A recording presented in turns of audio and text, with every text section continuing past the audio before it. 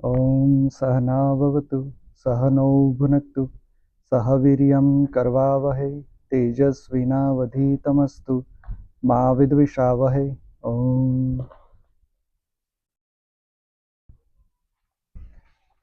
We were exploring Kena Upanishad and we were at chapter 3.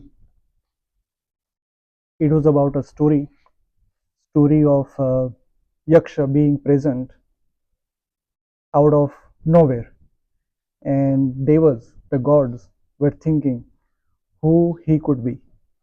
And we saw first Agni Deva. His name used here is Jataveda. It's a very unique name. Rishi chose this name Jataveda to mean the one who knows everyone. Agni, fire, is the element which is present in every being, whether it's alive or dead, or it's inanimate or not. Every being, every matter in this world possesses Agni. So Agni knows everything or everyone. Agni inquired about that Yaksha. He was failed. Yaksha asked him to do a simple task. He plucked a blade of grass and asked Agni to burn it. Agni couldn't. Then the turn was for Vayudeva. Vayudeva, which is air element, and the name chosen here is Matarishva. Matarishva is the one who possesses everything. So air element, kind of, even if we think about vacuum in this universe, there is still some degree of uh, elements. I would say, I wouldn't say just the basic elementary particles, but even the matter particles would be found in the vacuum. And that's why it's like Vayu is holding everything. And that's why Vayu is called Matarishwa. Yaksha asked him to blow away the blade of grass. Vayu failed. So now let's see what happens.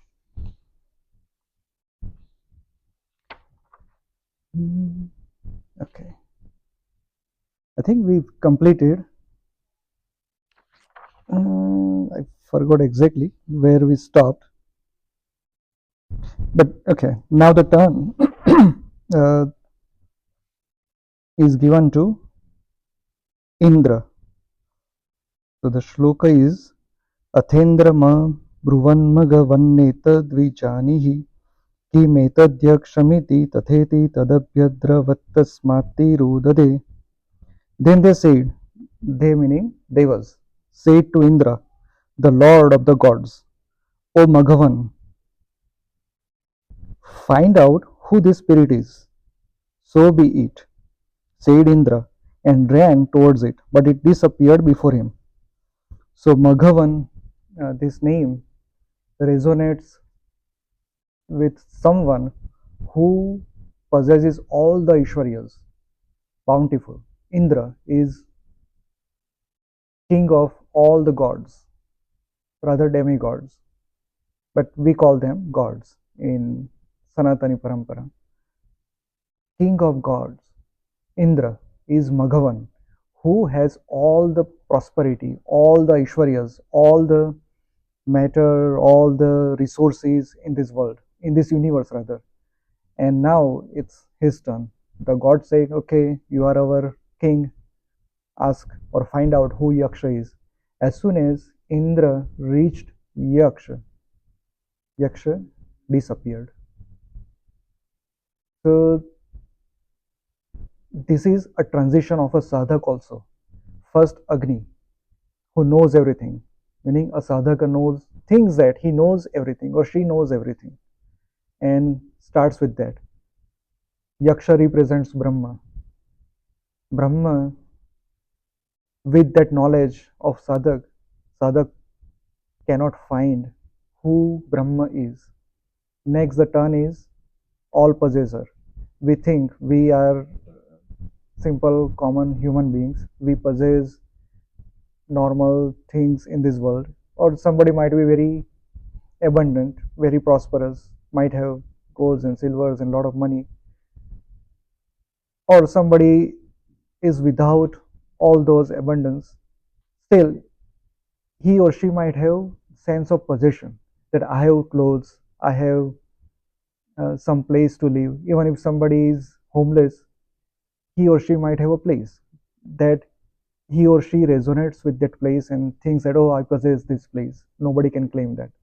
So even with that sense of possession, we cannot know Brahma. Third, sadhaka, he or she thinks that he has all the resources. Resources meaning uh, capacity, capacity to do certain things or to act in certain degree. Even with that strength or that power, one cannot know Brahma. As soon as one thinks of knowing Brahma using this, Brahma disappears. Meaning, we lose the meaning of Brahma. We cannot know Brahma that way. So these are all metaphors.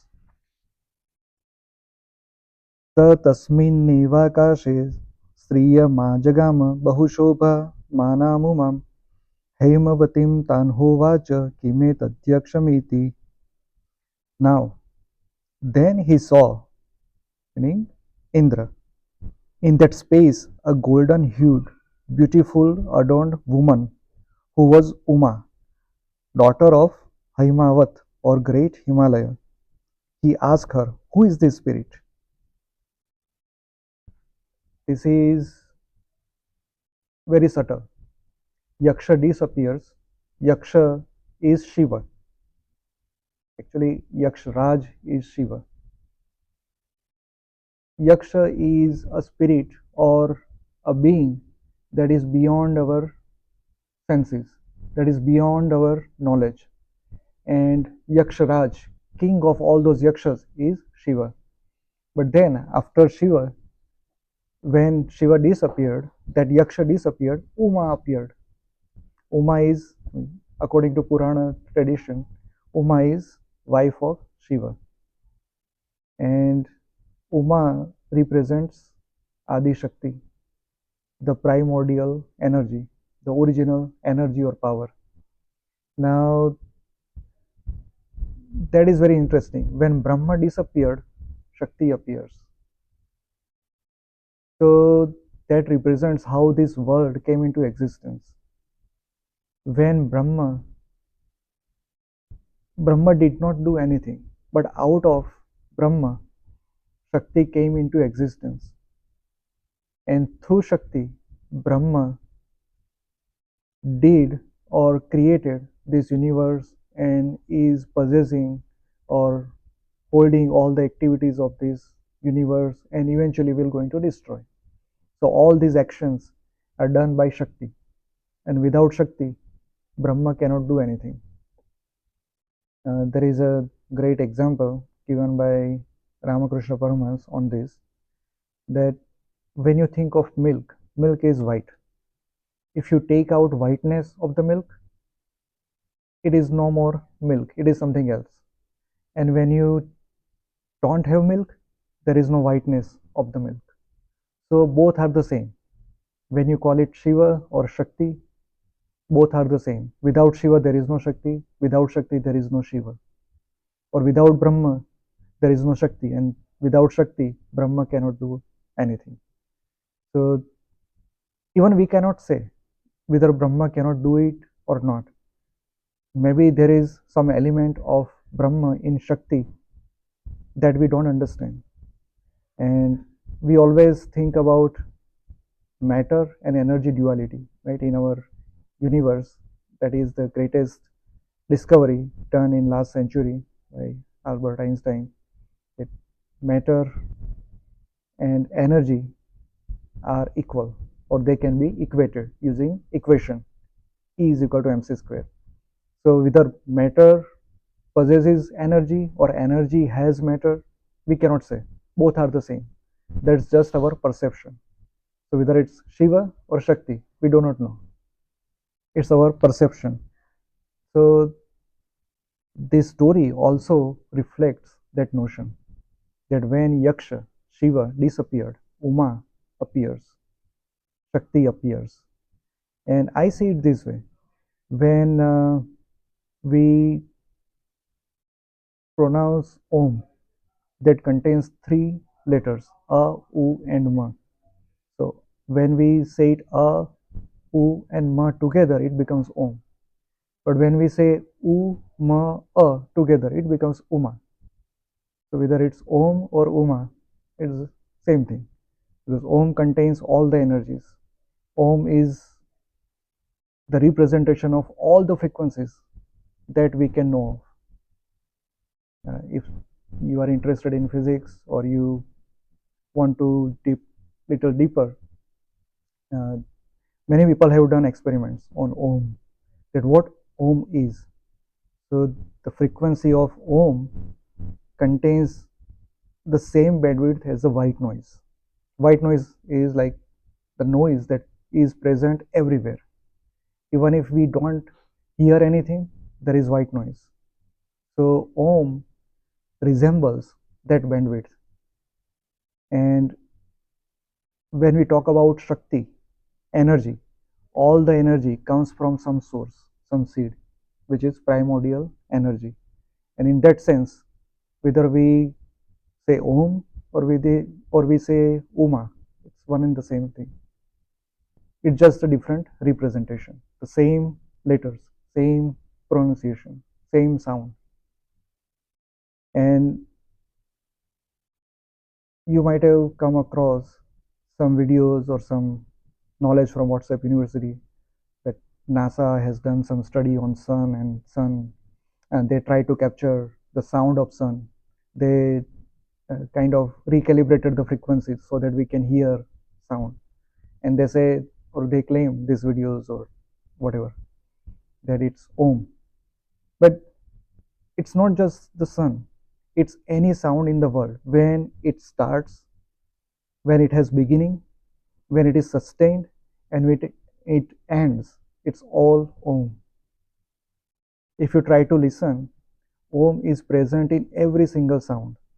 Even if I am speaking, each word, when it starts, represents the initial frequency. When I speak, it becomes or translates into different frequencies. And then when it subsides, ends, it's a different frequency. And when you try to map in a graph or try to plot, it resembles Om, beginning, sustenance, and end. So that is kind of reflected in this story.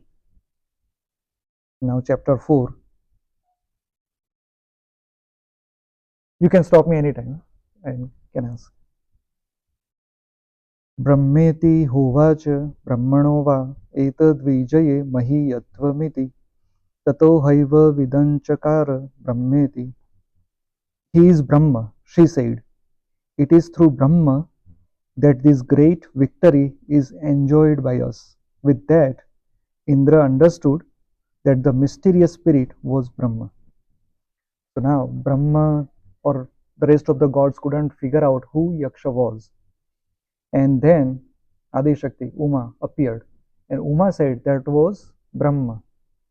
Brahma appeared in Sakara, in form. But you couldn't understand. But I am telling you now that you were celebrating your victory. That victory was not yours, that was of Brahma. And then Indra understood. So Indra needed that Shakti, that energy. So here also there is a tool given by Rishi in coded words, that if you do sadhana of Om or Uma, you will know Brahma. So many a times you might have heard that some people do meditation with Om chant or chanting Om in the mind and doing all that. There are various processes. So that is kind of used as an arrow in one of the Upanishads. That's how they use the metaphor. That make Omkar your arrow and pierce that layer to know Brahma. So here also that is kind of uh, being told to us in a subtle form by representation of Uma.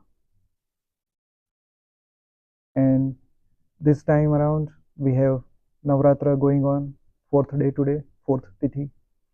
So that is again, every element, every object in this world has gravity, gravitational force, which pulls everything towards it.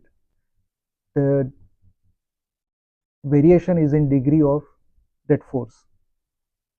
Uh, as a human being, we might possess gravitational force which is very low, even negligible compared to what Earth has. And when we compare gravity of Earth versus Sun definitely possesses more energy of that gravitational force. So it pulls Earth towards it. Similarly, we are pulled towards the Earth. But if we stand still in vacuum where no other gravitational fields affect us, or they affect us minimally, if some atom is floating around, that atom will rotate around us because we also have that gravity. So everything in this world has that energy, that primordial energy, which holds this universe. So maybe that is the key. If we can experience that energy within us, and that's what we uh, we have tried. I mean, the rishis have tried to woven those facts into this festival of Navratri. That do some aradhana, do some sadhana to know Shakti, Adi Shakti, Uma, and that's how you will come to know about Brahma or Shiva. Uh, there are many methods, and we can take any method, but here Uma is represented as a tool to know Brahma. So that is Omkar, in my opinion. तस्माद्वा एतेदेव अतितरामिवान्यान् देवान्यदग्रि वायुरिन्द्रस्ते येन नेतिष्ठं परस्पर्शुस्ते येन प्रथमो विदाञ्चकार ब्रह्मेति. And because these gods, Agni, Vayu, and Indra, came nearer to Brahma than other gods, they became greater than the other gods. They were the ones who first came to know the spirit as Brahma. Now, Indra knew about Brahma for the first time from the mouth of, from the words of Uma. And because Indra knew it, the next in line was Vayu, Vayu knew it, and then next in line Agni, Agni knew it. So these three gods are considered the biggest of all the gods: Agni, Vayu, and Indra. Fire, air, and uh, Indra in Bruhadaranyaka Upanishad is cloud with thunderstorm. So the clouds are Marutgan, but the original Maruta, who is kind of father of all the Marutas, is Rudra. And many a times Rudra and Indra, they are interchangeable in characteristics. So Indra is the cloud that possesses thunderstorm, which has lightning. So if we look at our body, we have fire in our stomach, Jaఠaragni. We have Vayu, Prana, floating around everywhere in our body, the oxygen and all the other elements. Then we have our mind. Our mind continuously sends electrical signals to all the parts of the body and also receives those electrical signals back. So our mind is kind of Indra. So if we use our digestive power, digestive fire, and our prana, breathing energy, and mind in tune, we can know Brahma. There are many other organs in our body. There are other elements also in our body, like we have blood, and we have uh, various muscle parts and bones and all that. So they represent Prithvi element, and even Jal, uh, liquid form, but they are not much useful, is what this Upanishad says. What is useful for us is fire, Agni, and Indra, meaning mind. Fire, uh, which is Agni, Vayu, air, and mind, Indra. So these three are very useful, very important for the sadhakas.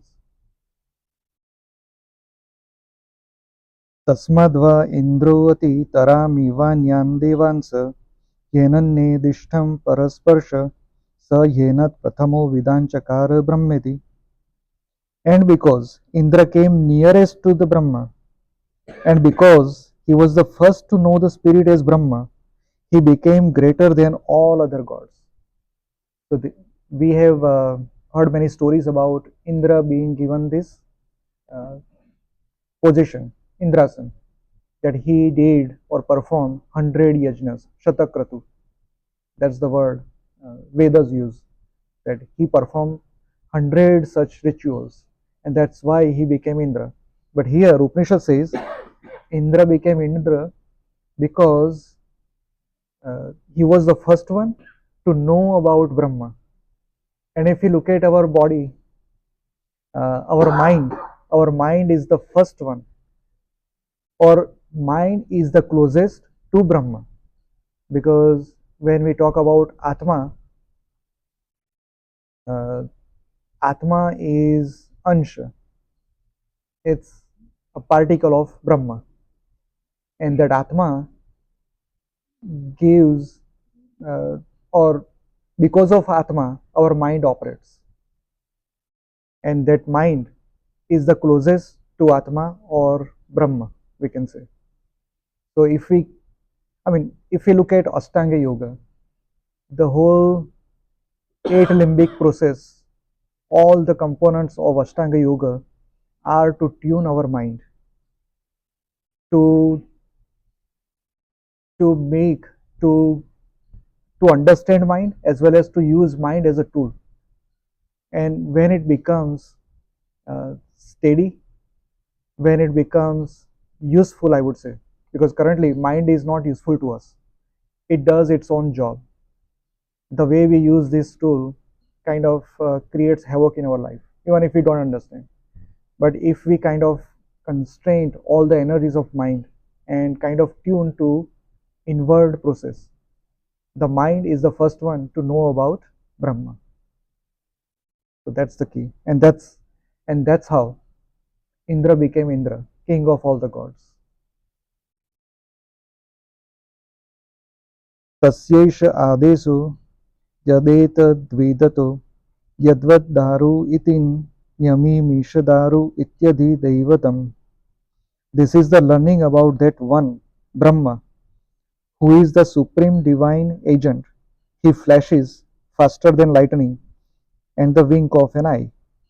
So this is one of the characteristics mentioned, that Brahma, we cannot define Brahma, but we can understand the effect, or we can observe our interaction with Brahma. That's in our hands. And what is that? Brahma is supreme divine, and he flashes faster than lightning and the wink of an eye. Now again, our mind is Indra, and all the electrical signals going on in our body are like lightning, and that lightning has a speed of, usually speed of light. That might not be true for our body, because electrical signals can pass slowly depending upon our nervous system. So for us, that is the fastest thing in our body, but Brahma appears faster than that.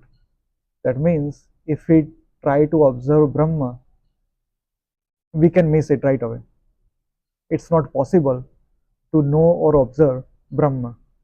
We can say, okay, some enlightened being like Buddha would say, I found the truth. So that truth was not even a fraction of a second. He found all the knowledge in less than a fraction of a second. He possessed all the knowledge in the time period that is faster than the lightning. So Brahma appears maybe petaseconds, nanoseconds, we cannot fathom. It's that fast. So in that flash, Brahma appears and gives all the knowledge. So sadhaka cannot describe that. Sadhaka cannot understand what happened, but sadhaka can understand the effect of that. We can only know the effect. अथाध्यात्मं यद्देतद् गच्छतीव च मनो अनेन चैतदुपस्मरत्यभिक्षणं संकल्पः. Even the course of the self proceeds towards him, and the pure mind's will is to remember him and bow to him again and again. So the self meaning Atma proceeds towards Brahma, meaning eventually all the Atmas, all of us need to be merged with Brahma. We need to be ekakar with Brahma. That's what all of our teachings are, right? All of our practices are for that. When we call it mukti or nirvana or moksha, whatever it is, ultimately it is oneness or unity of Atma with Brahma. And that Brahma we cannot know. So what a pure mind will do? Bow again and again. So it's bhakti. I cannot know you. I cannot explain you. So what should I do? Just bow down again and again, again and again.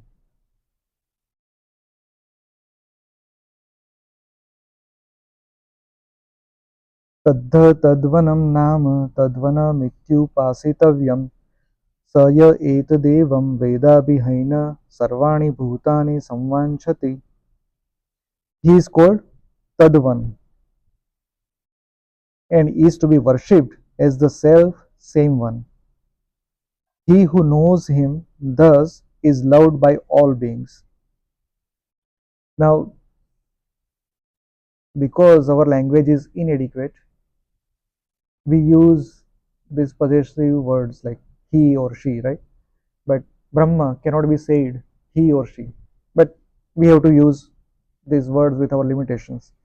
But one name given here, Tadvanam. Tadvanam is unity of Atma with Brahma. When Atma is united with Brahma, that quality, that characteristic is called Tadvanam, and that is Brahma, and is to be worshipped as Tadvanam. He who knows him thus is loved by all beings. So, enlightened being, when somebody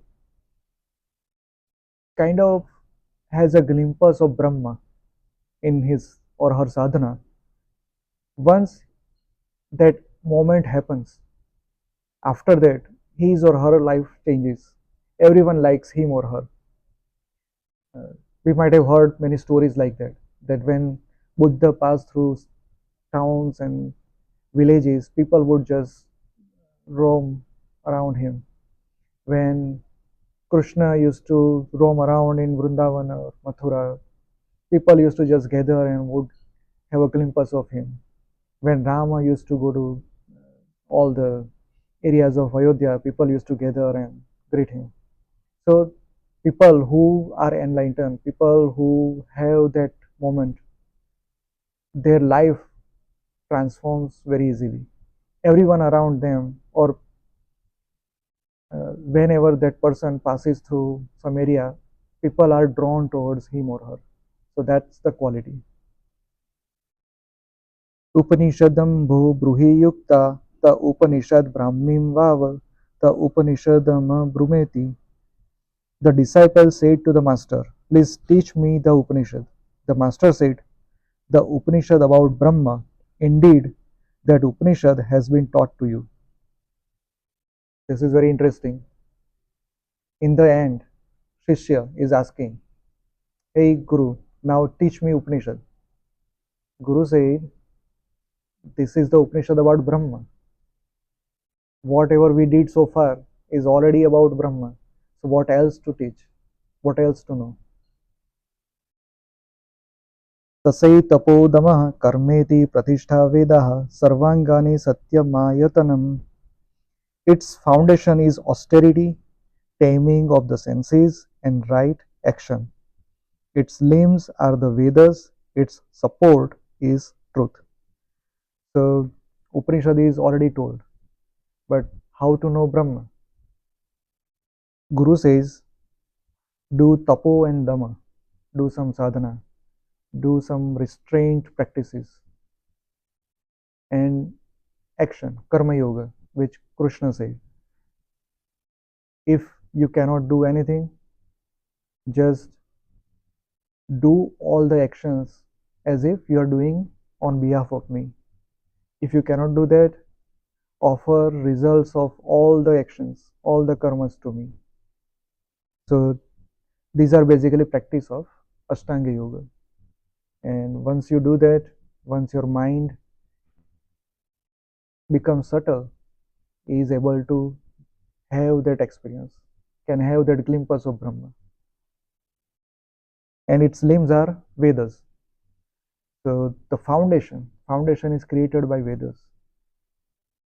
If you ask any learned person who had done some studies of Vedas, he or she would definitely say that whatever is written, the literal meaning, when we try to understand just by reading it, in the end, let's say somebody is studying Samaveda, he finishes all the chapters, all the suktas. In the end, he or she would feel that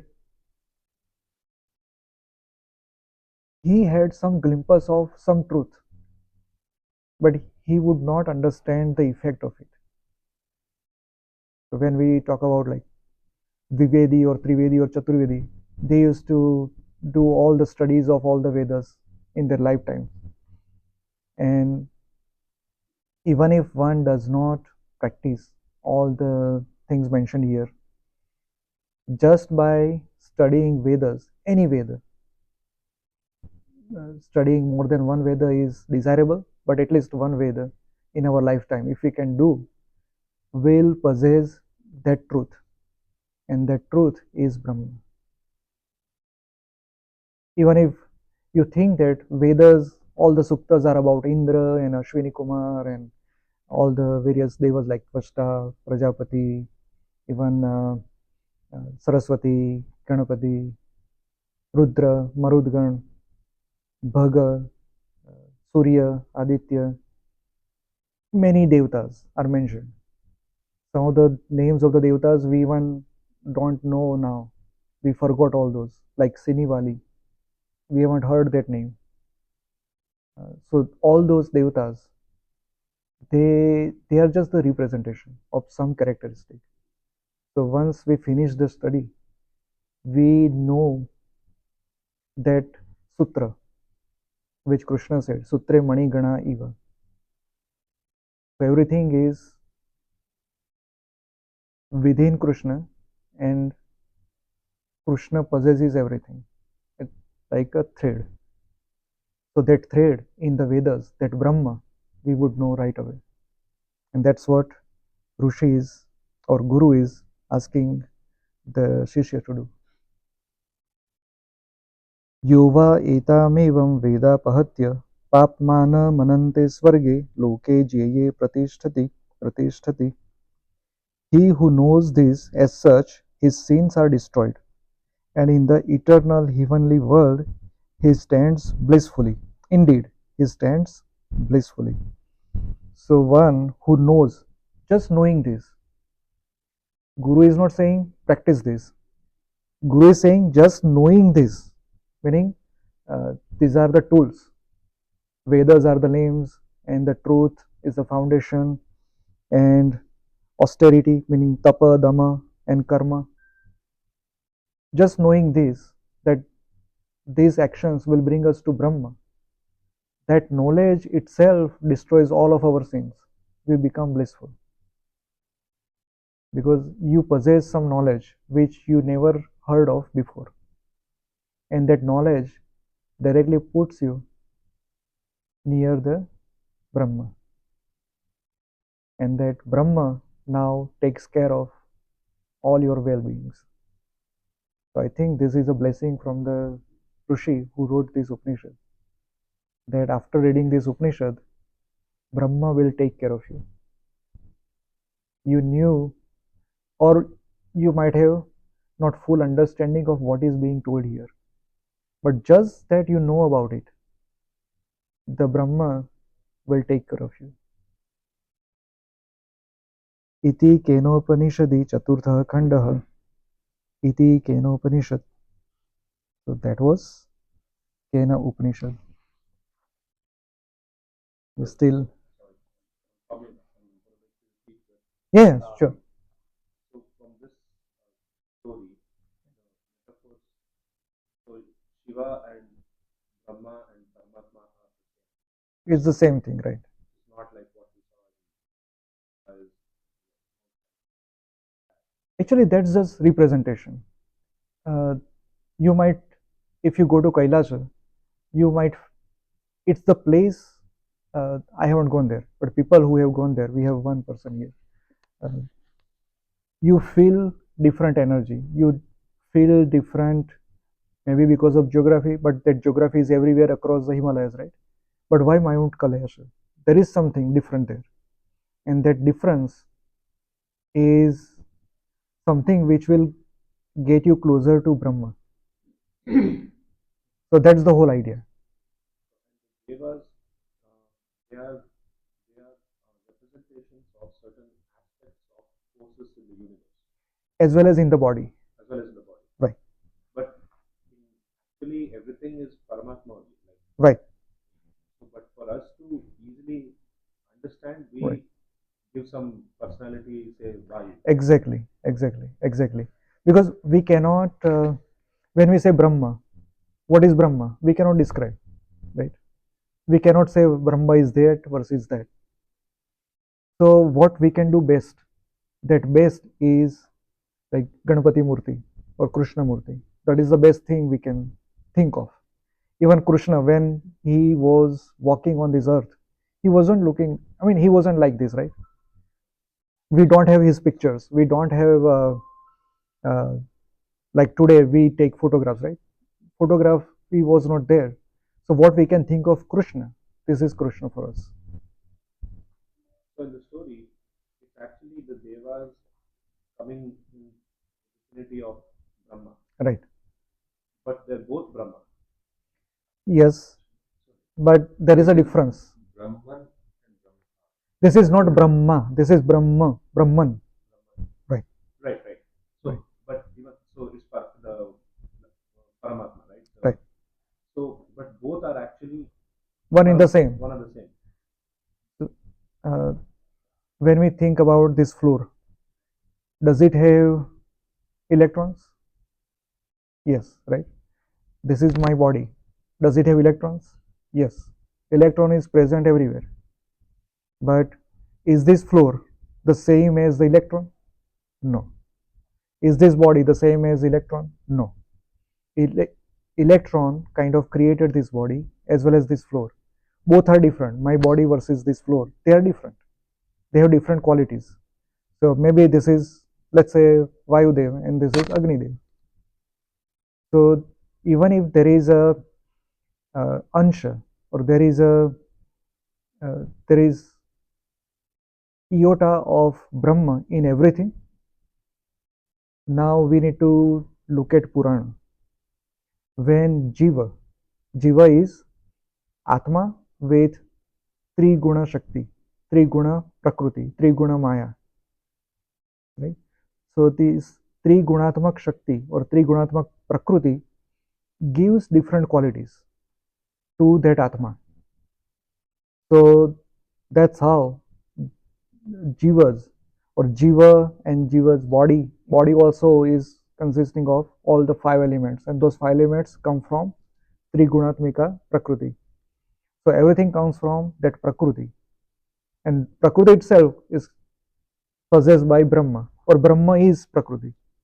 We cannot differentiate, but Prakriti is what we can touch, feel, experience.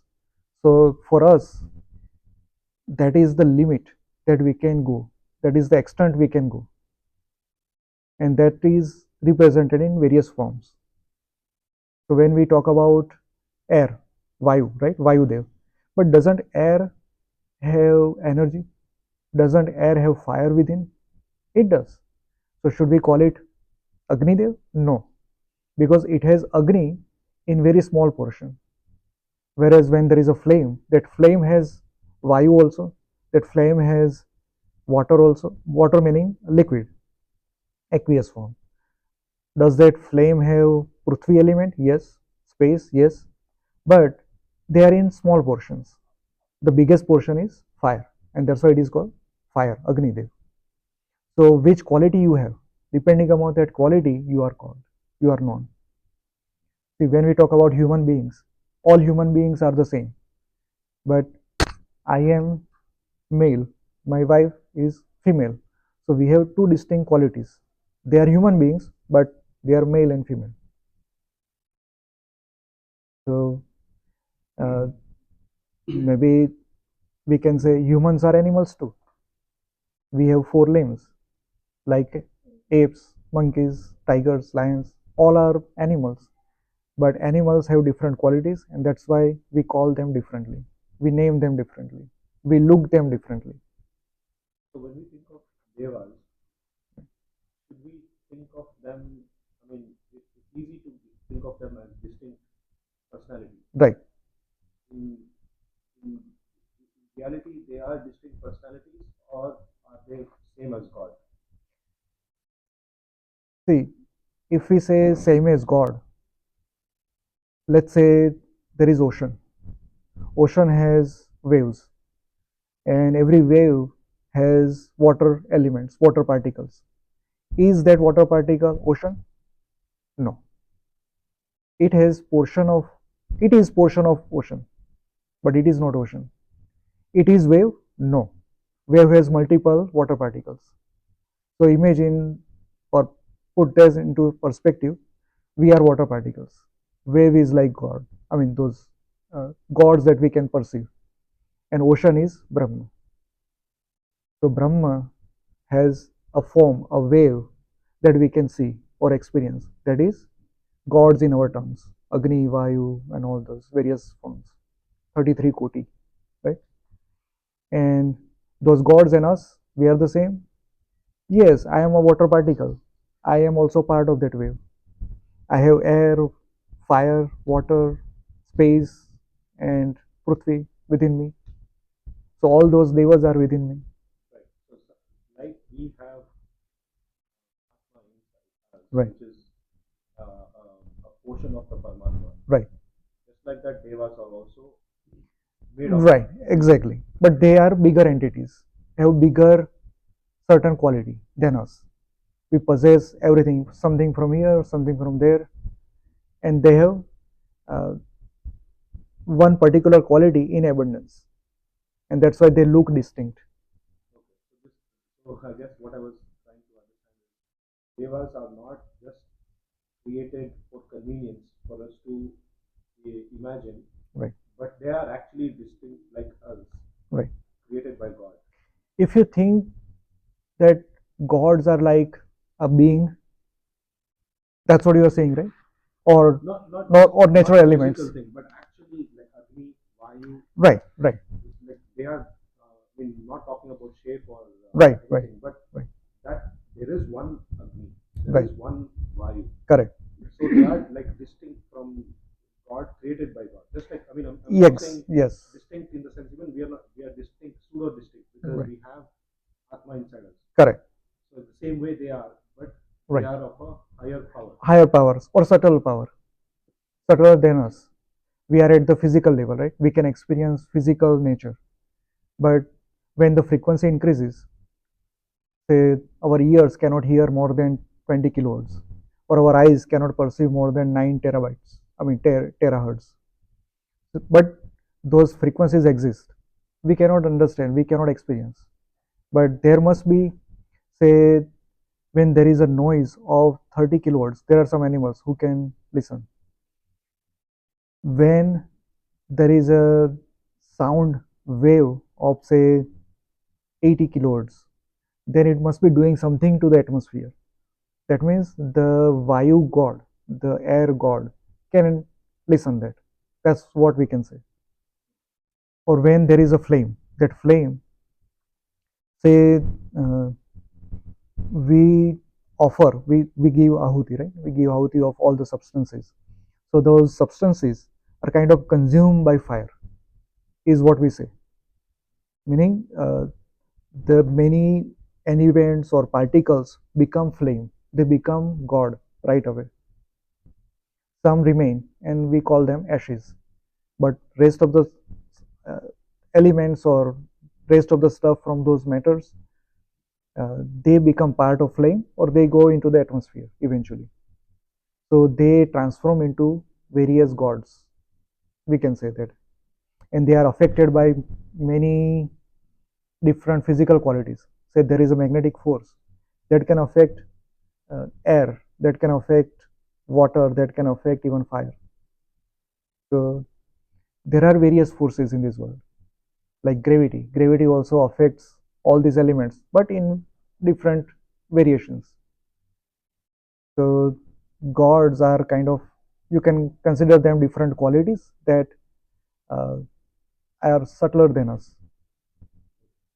When the universe came into existence, first thing was sound, Om, right? That's what our Upanishads and Puranas say.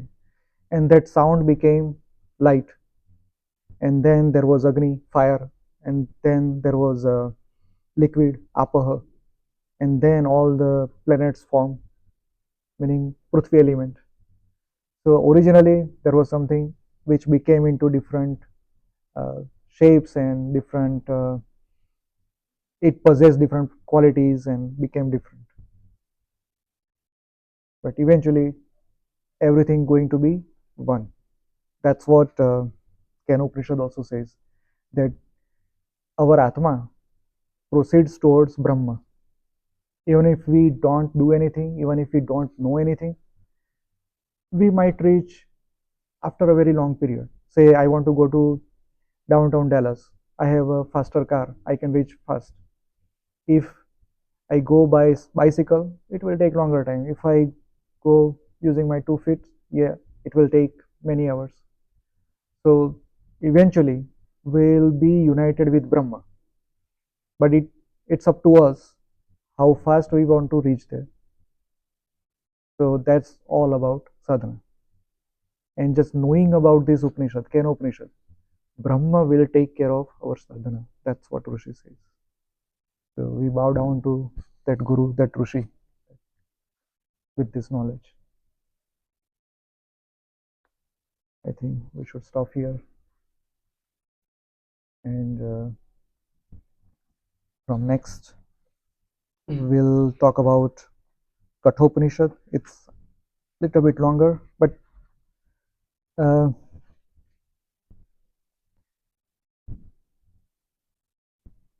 we can maybe discuss certain aspects of Brahma and various aspects from our Sanatan Dharma, whatever the concepts we have, or we can go at this pace and try to cover the Upanishads.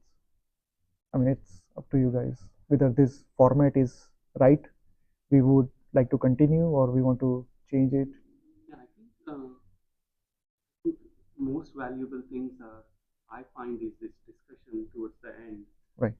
than reading. The So actual maybe we reading. should just pick few and then have more discussion. Sure. Sure. That's an idea. Sure. No, it's very, very right, because you might have many questions, right? Even I have many questions. And when we discuss, we try to clarify our understandings. So I think what we can do is, um, as I go through the text, its translation and my interpretation, we can discuss. So can I say something? Yeah. So we had this story that we talked today, Right. and it felt like, oh, this Indra is like these are thoughts because because that's how thought comes. Suddenly Right. thought comes that, oh, I'm a loser, or I'm great, and Correct. those are those, the Indra, and body is earth. So like aham brahmasmi Right. usually means, actually maybe could literally mean that we are the Brahma, we We perceive are the everything, Brahman. Yes. and that, and just understanding that. Very right. Yeah. Very right. Now, when we say Aham Brahmasmi, we do not have that experience. So, I think it's better to say Tattvamasi. And we start our journey with Tattvamasi and reach to that stage, Aham Brahmasmi. So I read somewhere example that I really liked, which is like we are a group of jewelry, Right. right? Like there is a necklace and there is a ring and earring, and everybody's sitting saying how to be a gold. Right. Like we are gold, Indeed. But it's hard because I think I'm ring, so I want to be gold. But Right. the basic element is Gold. Right. Very right. That's a very good example too. All the all various ornaments are made up of gold. So the gold is the basic element, like Brahma, and there are various shapes and various qualities and various degrees of like bigger or smaller thing. So these are all the beings in this universe, including us and devtas. Even Puranas define many different stages, right? Like Yaksha, Gandharva, Kinnara, Deva, Rakshasa, Asura. So there are various yonis. So yoni meaning a being. So there are various beings. They talk about it. That those things might be just the stories, or they might be reality. We don't know exactly yet because we do not perceive those beings yet. But people who have gone to Kailash, Mansarovar, many of them talk about these special beings that they feel their existence. And as we know, Yaksha Raj is Shiva. So maybe Yakshas live in this area and Yaksha Raj sits on the top. Maybe that's the representation. We don't know. We can only experience and feel that. Another reason why I was asking that question, I'm sometimes not sure where to draw the line between Puranas, the stories, Right. and what we are learning now is like the ultimate truth, right? Where there is one Karma. Right. See, everything comes from Vedas, but Vedas are hard to understand. So Upanishads were made or created. Upanishads are again little bit harder. So all the Puranas were created. So those stories are made such a way that you remember those stories and you remember what happened. But So many Puranas, not the Itihas. no itihas. So Puranas, if you let's say this is Navratra, right? And we either read Markandeya Purana or Devi Bhagavad. So they are 18,000 shlokas in Devi Bhagavad. And Markandeya, I forgot exact number, but maybe 12,000. So all those shlokas, out of those 12,000 shlokas, 10%, 1200 shlokas, that's the real gem that you find in Upanishad and in Vedas. But those 90% are the stories around those facts. So they are written such a way that once you read the story, you know what it is, what that fact is, which is told just after that. But we missed all these gems from the Puranas and we concentrated on stories only. But it's one and the same. You will not find any disagreement amongst all these texts. They all talk about the same thing. Right. So what you're saying is Puranas were created to effectively understand The essence of the truth, yes, yes, yes. So in that also that we in so many of the stories we come across Agni, Vayu, Right, all that, right? right, So that's why when here in the Upanishads we're right, talking about, right. I was thinking, should I think about that Agni? Or Okay, okay, right. In Puranas, Agni is like a person, a being, right? Or yeah, Deva. Right, Deva. So that Deva, when we look at our TV serials, it becomes a human being. And when we come to Upanishads talk about natural elements. And Bruhadaranyaka Upanishad, it clearly mentions which Devata is what. So 33 Koti Devata. We'll talk about that later.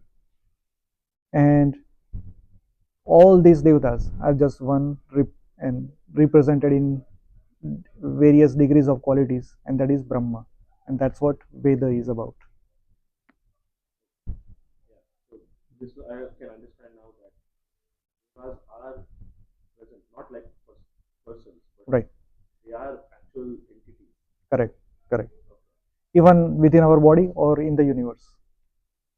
Right. Chiragji, I got a question. The itihasas are things have happened. Yes. Yes. Yes. So you are saying that the stories are woven again around a basic concept Right. in the Purana. Correct. So does it mean that those stories are fiction? They may not be So how fiction. how will you interpret those stories? Uh, Let me give you an example. When Devi Bhagavad starts, it has Devi Mahatmya. In Devi Mahatmya, they talk about Raivatak Parvat. They talk about some star fallen from Revati Nakshatra. And they talk about Chakshusha Manvantar.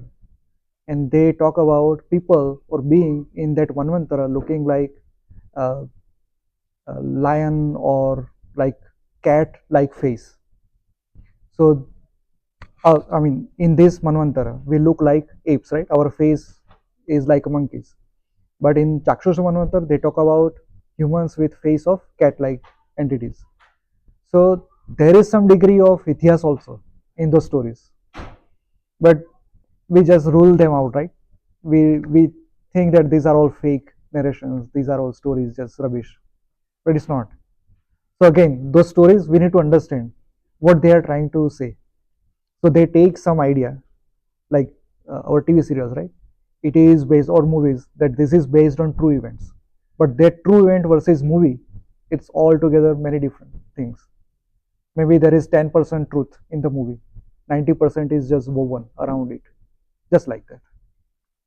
So in course of time, in other words, the story which was this big Right. has got so much of masala inside that Exactly. grew out of proportion Right, and that right. it becomes so much that we perceive it as a fiction Exactly. rather than Exactly. the true core of it. Exactly. Exactly.